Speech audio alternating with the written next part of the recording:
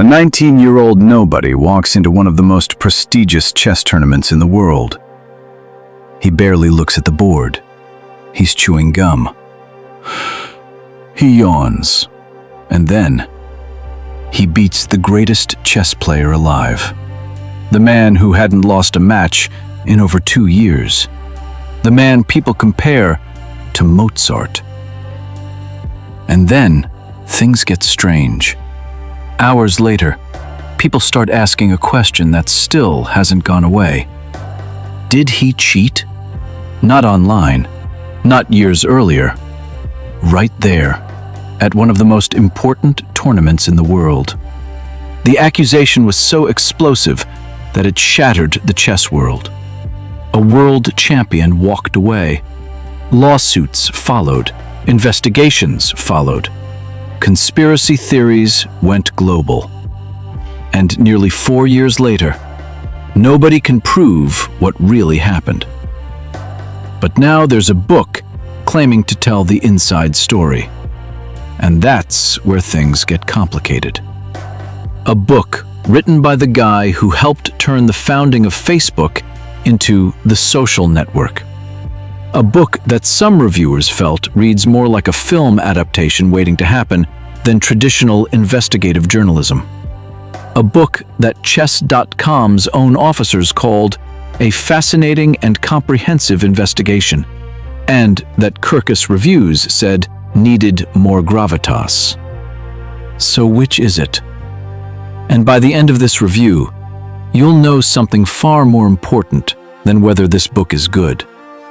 You'll know whether it's actually trying to answer the question everyone cares about, or whether the mystery itself is the product being sold.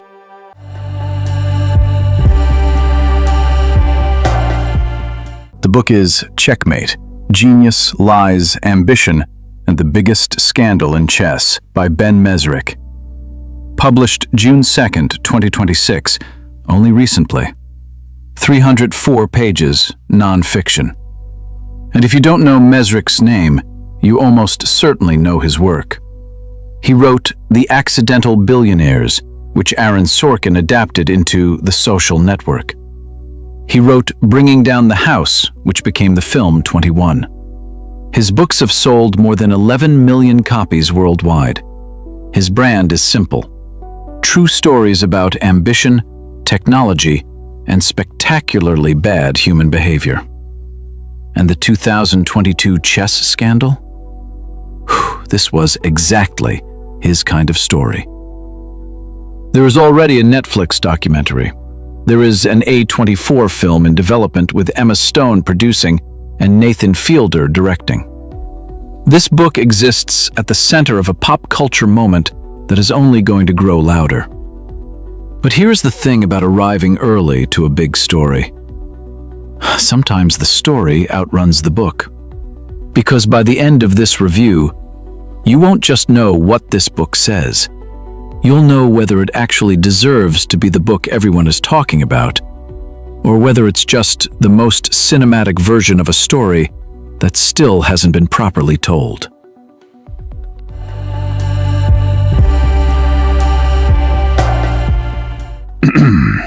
Let's set the scene.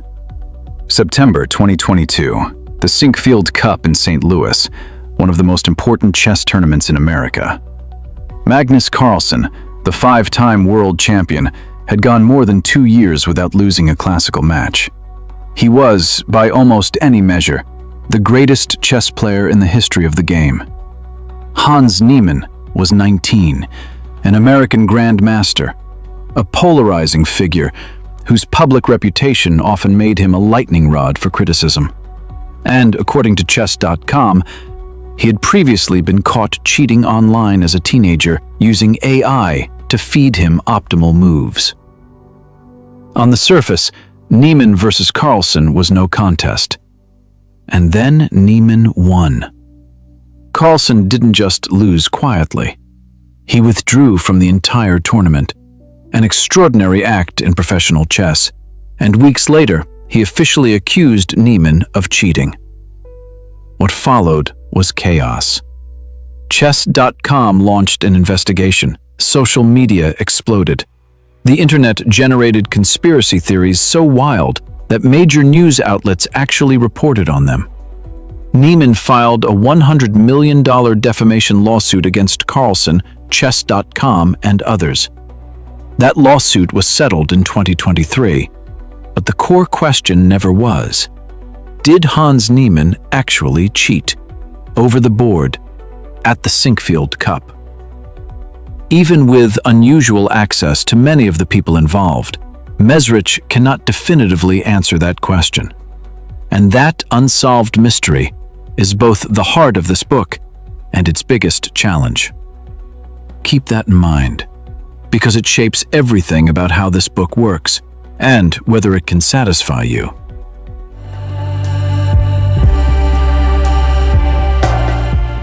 Mezrich's style here is what it has always been: cinematic, fast-moving, scene-driven.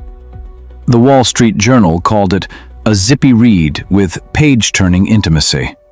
Vanity Fair called it the best black-and-white drama this side of chess on Broadway. This is not slow-burn literary nonfiction. This is not rigorous investigative journalism in the tradition of long-form magazine work. This reads, and multiple reviewers confirmed this, more like a screenplay than a book. Mezrich himself admits he was writing partly with an eye on the film adaptation. His acknowledgments in the book actually thank the brilliant folks in Hollywood who are working to turn this into what I believe will be an incredible film. That transparency will either feel refreshingly honest or mildly concerning, depending on what you wanted this book to be. And this is where things start to get complicated. Because the deeper you look at the reaction to this book, the less clear the real problem becomes. The problem is not just what the book includes. It is what readers expected it to be.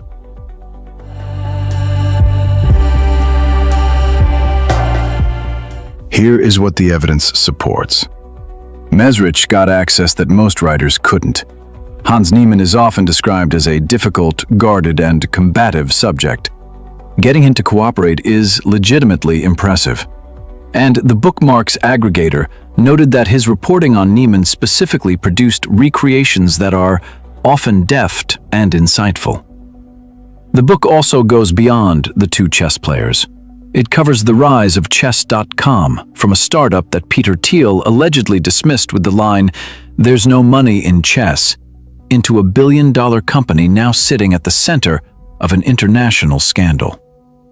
That institutional story about power, money, and the impossible balance between protecting a game's integrity and destroying a young person's career is one of the more compelling threads. And the book's climax, a 2024 rematch between Carlsen and Niemann in Paris. Book Reporter described it as capturing the circus atmosphere of that event with real effectiveness, like a shootout on a dusty western street between two experienced gunslingers. For readers who followed the story online and want the full picture, contextual, human, cinematic, this book delivers that.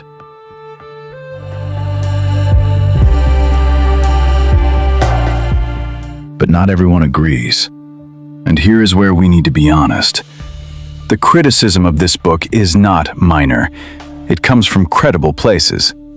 Kirkus Reviews said the book needs more gravitas and called Mezrich's treatment of what is, for the chess world, genuinely life and death material, more like a sideshow. The reviewer noted that in October 2025, just months before this book was published, a grandmaster died after cheating allegations. The stakes are real. The book's tone, at times, doesn't reflect that. One veteran chess journalist reviewing the book flagged factual errors in how specific games are described, including incorrect moves and misidentified openings that experienced chess readers would likely notice. Multiple reviewers noted that Carlsen is drawn as the sober, honorable champion, and Niemann as the volatile, loose cannon, a binary framing that simplifies what is actually a more complicated story. The question of Chess.com's impartiality, it financially benefited from its relationship with Carlsen while investigating Niemann, is raised, but arguably not interrogated as deeply as it deserves. And the Wall Street Journal, despite praising the storytelling, concluded that his account of what he terms the biggest scandal in chess remains unsatisfying. The word that appears most often across serious reviews? Rushed. But here's the strange part. Some of the same reviewers who criticized the book still admitted it was difficult to put down. And that criticism matters because it directly affects the final question this review is building toward: whether this book succeeds as journalism, entertainment, or something caught in between.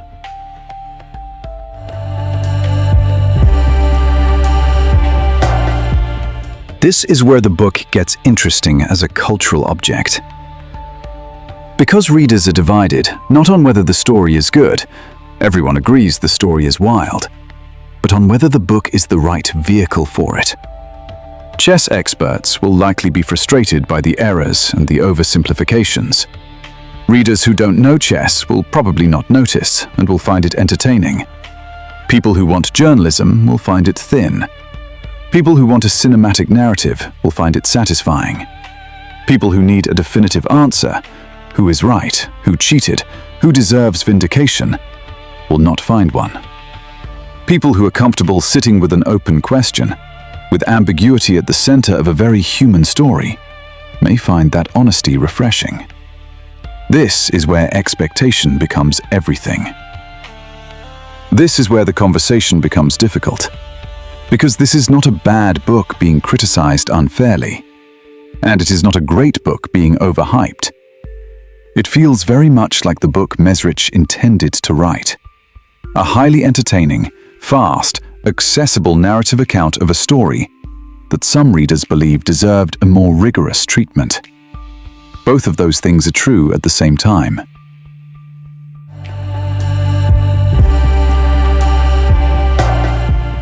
So, who should read Checkmate? If you followed the chess scandal online and you want to understand the full story, the personal histories, the corporate drama, the legal fallout, this book is worth your time. It will fill in the picture, even if it doesn't complete it. If you like Mezrich's previous books, this is exactly more of that, which is a feature if you enjoyed the social network source material, and a limitation if you were hoping this story would push him somewhere new. If you're a serious chess player, brace for errors. This book was written for the casual audience, not for you. And if you need the mystery solved, if you need someone to tell you definitively whether Hans Niemann cheated, this book will not give you that. No book can, because no one has proven it either way. And this is where almost every serious reaction to Checkmate finally converges. Because once you strip away the hype, the controversy, and the marketing, the real value of this book becomes surprisingly clear.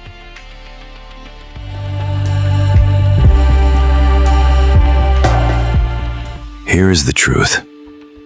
Checkmate is probably not the definitive account of the biggest scandal in chess, but it may be the most cinematic and accessible version currently available.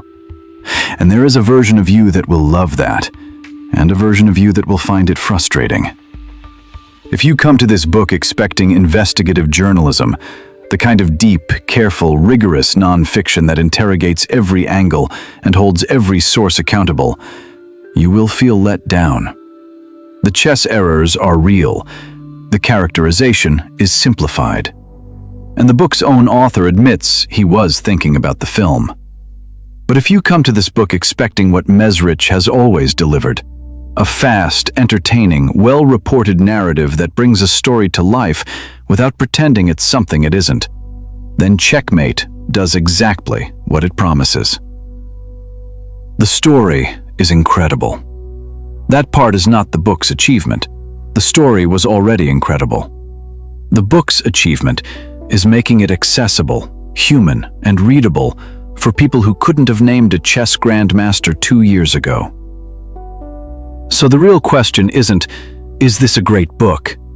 Because once you understand what Mezrich was actually trying to deliver, the verdict becomes much clearer. The real question is, are you the kind of reader this book was written for? If you want entertainment, access, and a front-row seat to one of the strangest sports scandals in modern history, read it.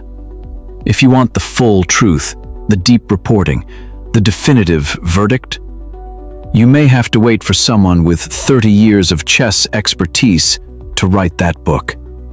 And that book doesn't exist yet.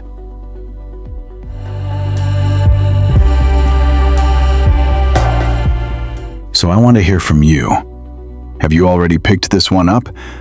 Or is this the first you're hearing about the chess scandal? Here's what I want to know. After everything you've heard, do you think this book should be judged by whether it answers, did he cheat? Or by whether it turns an unsolved scandal into a story people can actually understand? Some books give you answers. Some books give you questions. And the books people argue about for years usually give you both. Checkmate belongs somewhere in that conversation.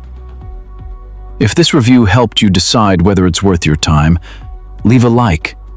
If you think someone else would enjoy this discussion, share the video with them. And if there's a book you've been curious about but aren't sure is worth reading, drop it in the comments. Subscribe, and together we'll figure out which books deserve a place on the shelf and which ones don't. Thank you for watching, and I'll see you in the next review.